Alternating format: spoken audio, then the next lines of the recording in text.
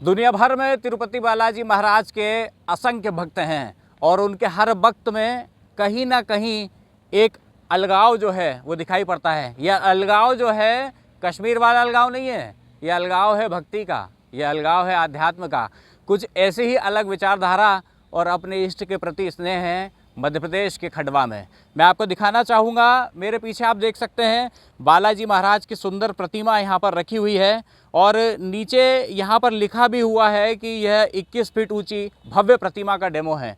इस प्रतिमा के ठीक पीछे आप देख सकते हैं कि बालाजी भगवान का श्रीमुख रखा हुआ है जिसकी ऊंचाई 18 से 20 फीट बताई जाती है। मैं आपको बताना चाहूँगा कि बालाजी धाम में 81 फीट के बालाजी की विशाल प्रतिमा बनने जा रही है और यह प्रतिमा एशिया की सबसे ऊंची बालाजी की प्रतिमा है। इसके साथ ही यहाँ पर और कई आकर्षक चीज़ें होगी जो यहाँ आने वाले बालाजी के भक्तों के लिए उपलब्ध होगी। इस वक्त मेरे साथ मौजूद हैं रितेश गोयल जो इस प्रतिमा को बनवाने का काम कर रहे हैं। हम प्रतिमा से संबंधित जानकारियाँ उनसे लेंगे और जानेंगे इसका विचार कैसे आया और क्या चल रहा था मन में कि बालाजी भगवान की इतनी बड़ी प्रतिमा क्यों बनाना है।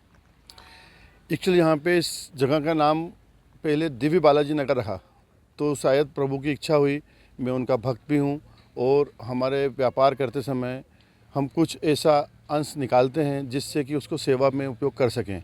तो बालाजी भगवान की मूर्ति जो है बनाने का उद्देश्य है कि हर कॉलोनी में मंदिर बनते हैं, तो क्यों ना मंदिर की जगह अपन ऐसी मूर्ति बनाए जो दर्शनीय स्थल के रूप में जानी जाए।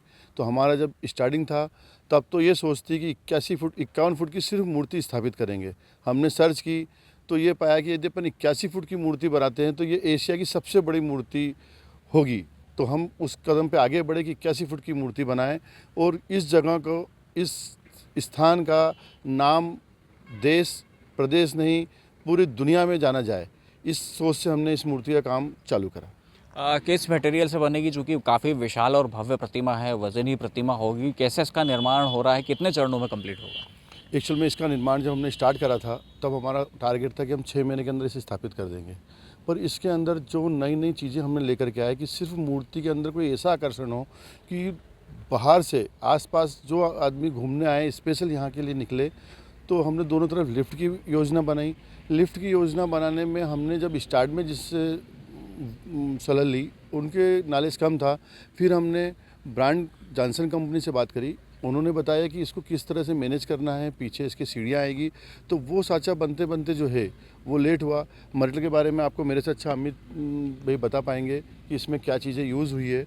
एक सिंथेटिक फाइबर है जिसको मटेरियल को हमने यूज़ करके देखा कि जिस पे कोई धूप छाँव का, वेदर का, जो विंड प्रेशर है, इन सब चीज़ों का इस्तेमाल नहीं होगा। वजन में ये है कि ये बन करके पीसों में जैसे श्रीमुख है वैसे ये पीस जो है ये बन करके आ रहे हैं और यहाँ पे आकर के उसको अंदर से स्टील मटेरियल लग करके और यहाँ पे उसको फिर कंपोस्ट करेंगे। तो ये माना जाए कि जैसे गुजरात में लोग स्टैचू ऑफ यूनिटी देखने जाते हैं वैसे ही मध्य प्रदेश के खंडवा में लोग अब विशाल बालाजी भगवान के दर्शन करने आएंगे। बिल्कुल, ये जब मूर्ति बन कर के स्थापित हो जाएगी तो हमारा ऐसा मानना है कि दूर दूर से लोग और इसमें ऐप चलेगा। जो लोग बालाजी तिरुपति बालाजी नहीं जा पाते हैं, जिनकी श्रद्धा है भगवान में, जिनकी असीम कृपा रहती है, तो वो लोग यहाँ पे आकर के इसके नीचे अभी तिरुपति बालाजी से हाथी मठ के जो महंत हैं वो आके गए हैं, महामंडलेश्वर जी आके गए हैं। उन्होंने सबने बोला है कि हम नीचे मूर्ति की स्थापना उसी तरह करेंगे और यहाँ पर भी दर्शन की वही व्यवस्था होगी जहाँ जैसे तिरुपति बालाजी में होती है। आप ऑनलाइन बुकिंग करेंगे, ऑनलाइन बुकिंग करके जितने पास तक जाने की जो व्यवस्था होगी उसी विधि विधान से पूजा होगी।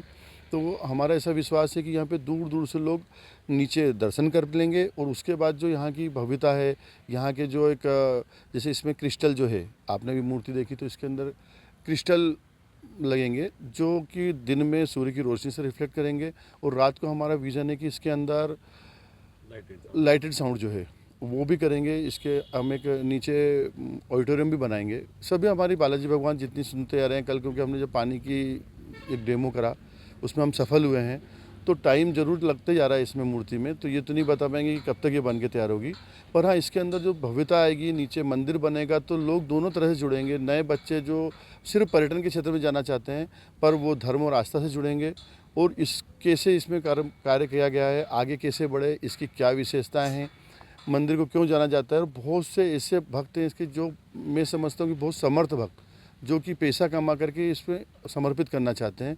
तो यहाँ जो पैसा कलेक्शन होगा वह इस क्षेत्र के विकास के लिए काम में आएगा।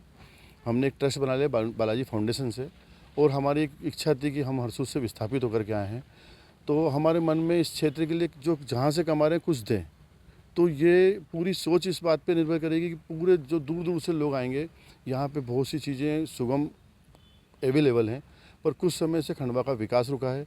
जब यहाँ 2-4 हज़ार आदमी, 5,000 आदमी दर्शन करने आएगा, पास में ओंकारेश्वर ज्योतिर्लिंग, इंदौर उज्जैन ज्योतिर्लिंग, वहाँ से जब आएंगे तो आस्था का एक नया केंद्र ये बन के स्थापित होगा।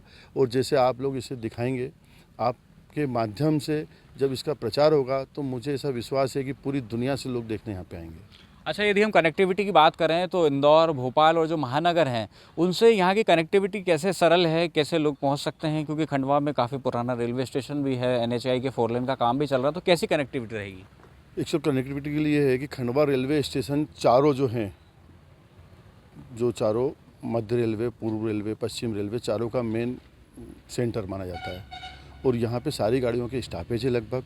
तो इंदौर बोल लें या भोपाल बोल लें, जहाँ भी जाना होगा उससे पहले जो है बॉम्बे दिल्ली जाने वाला भी आदमी खंडवा उतरेगा। यहाँ पे पास में मेरे पीछे आप देख रहे होंगे हाईवे जा रहा है। हाईवे से जब ये मूर्ति दिखेगी तो बहुत अच्छा ट्रैफिक यहाँ पे रहता है, तो हज़ारों लोग निकलते हुए भी दर्शन करने के लिए यहाँ पे आएंगे।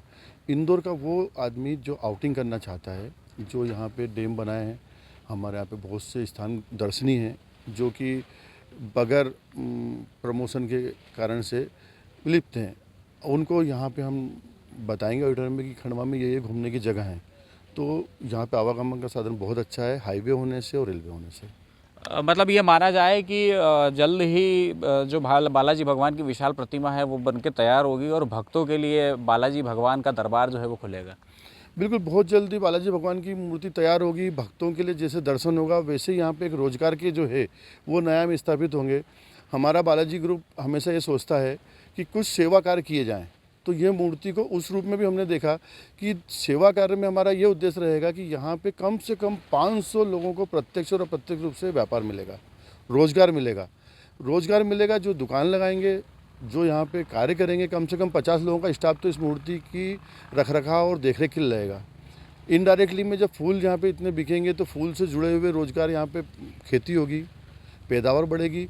और जो बाहर के बड़े बड़े इन्वेस्टर्स हैं, जब यहाँ दर्शन करने आते हैं तो उनके अंदर एक भाव रहता है कि हमने यहाँ कमाया है, हमारे यहाँ पे इष्ट हैं, लाखों करोड़ रुपए हमको चढ़ाना, तो क्यों ना कोई नए रोजगार धंधे यहाँ पे क्या है। क्योंकि जैसे मैं भी एक बिजनेसमैन हूँ, जब मैं कहीं जाता हूँ तो वहाँ पे मेरी ज़मीन तलाशता हूँ कि या यहाँ कुछ काम मैं कर सकता हूँ क्या। वैसे हो सकता है बालाजी भगवान की कृपा बरसे, इस क्षेत्र पे आशीर्वाद रहे, आस्था के केंद्र के साथ एक नया अध्याय चालू हो खंडवा में, कि बड़े बड़े इंडस्ट्रीज यहाँ पे जब आएँ तो उनके अंदर ये भावना हो कि हम कोई यहाँ बड़ा उद्योग डालें। जब यदि कोई बड़ी इंडस्ट्री चलेगी तो आप लोग समझ सकते हैं कि व्यापार बहुत ज़रूरी, नितांत किसी भी समस्या के लिए धन जरूरी है। और धन यदि बड़े बड़े ऐश्वर्य जो इनके भक्त हैं वो आते हैं तो हो सकता है नया विकास के जो है एक राह पकड़ेगा खंडवा। तो ये मूर्ति के आध्यात्मिक पॉइंट है जो रितेश गोयल जी ने हमें बताया, और हमारे साथ मूर्ति के जो टेक्निकल पॉइंट हैं उसके जानकार भी यहाँ पर है। मैं आपसे जानना चाहूँगा क्या कुछ टेक्निकल स्पेसिफिकेशन और प्रोफाइल है इस मूर्ति का, कैसे बन रही है, क्या मटेरियल है, और इसको बनाने में कठिनाइयाँ तो स्वाभाविक आ ही रही होगी। जी बहुत एक तो चैलेंज ये था कि एक तो 60 फीट ऊंची मूर्ति और पूरा खुला है हमारा क्षेत्र, तो हवा का प्रेशर बहुत है, तो हमें ये भी देखना था कि यार ये हवा से टिकी रहे, चूँकि भूकंप रोधी बिल्डिंग का कंस्ट्रक्शन हो, क्योंकि 2 लिफ्ट चल रही हैं, आसपास हमारे पास और कुछ चीज़ें नहीं हैं। तो इन सब चीज़ों को ध्यान में रख के कैलकुलेशन करके इसमें से निकाला गया, और इस फाइबर मीडियम इसलिए रखा गया है कि ये थोड़ी सी हल्की वेटेड रहे और अंदर से इसका स्टील का स्ट्रक्चर इसको सपोर्ट करता रहे, ताकि भविष्य में किसी दुर्घटना या किसी भी तरह की संभावना से बचा जा सके। प्रतिमा के फीचर्स की अगर बात करें तो दर्शन के लिए जो लोग आएंगे उनको प्रतिमा के साथ और क्या क्या देखने के लिए मिलेगा? प्रतिमा के साथ साथ हमें इसमें एक जलाभिषेक की व्यवस्था की है कि भक्त इतनी दूर से जब दर्शन करने आएगा तो वो चाहेगा कि यार मैं ईश्वर को कुछ ना कुछ समर्पित करूं, तो सबसे पहले जलाभिषेक करेगा।